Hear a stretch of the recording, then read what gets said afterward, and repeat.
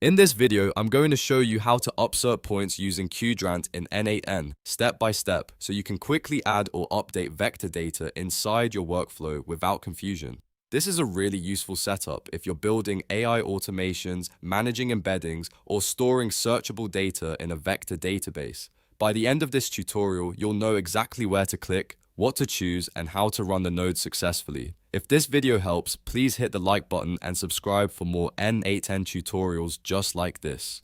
Alright, let's jump in. First, make sure you're inside your N8n workflow editor.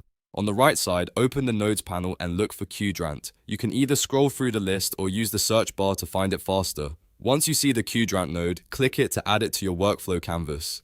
This is the node we'll use to send data into your Qdrant collection. After adding the node, the next step is to select the correct operation.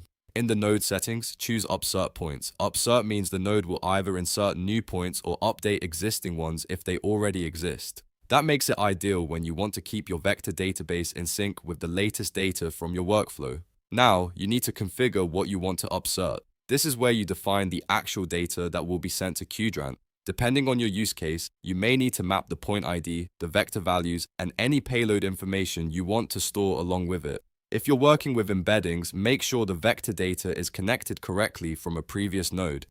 If you're storing metadata, map those fields carefully so the information is saved exactly how you want it. Take a moment to review your collection details because the collection name and structure need to match what you already have in Qdrant. If anything is mismatched, the node may not behave the way you expect, so it's always a good idea to double-check your configuration before running the workflow. Once everything is filled out, it's time to test it. Click Execute to run the node. N8n will send the upsert request to Qdrant and show you the response. If the setup is correct, your points will be added or updated successfully. You can then verify the result inside Qdrant to make sure the data was stored properly, and that's it.